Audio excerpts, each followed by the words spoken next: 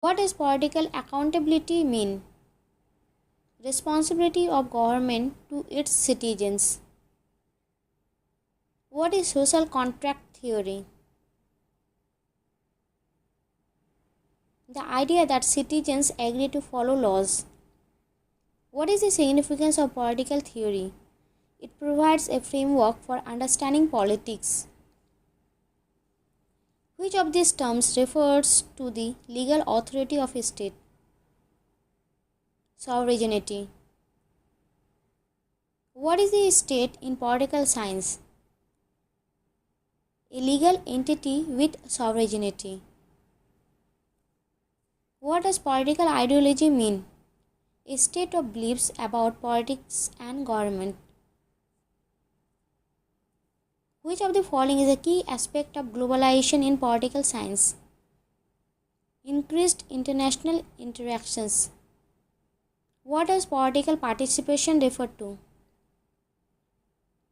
Engagement in political processes. In political science, what is meant by civil society? The realm of voluntary associations.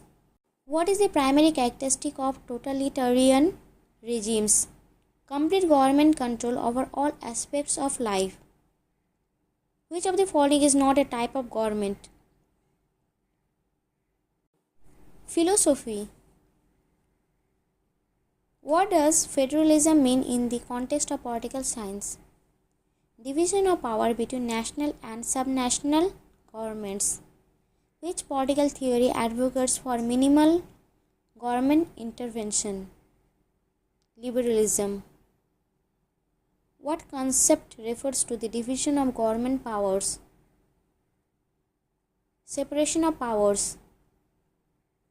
What is human rights in political science? Universal rights inherent to all humans. What does political legitimacy refer to? Acceptance of authority by the governed. Which of these is a fundamental aspect of democracy? Free and fair elections. What does the term anarchy imply in political science? A state of lawlessness.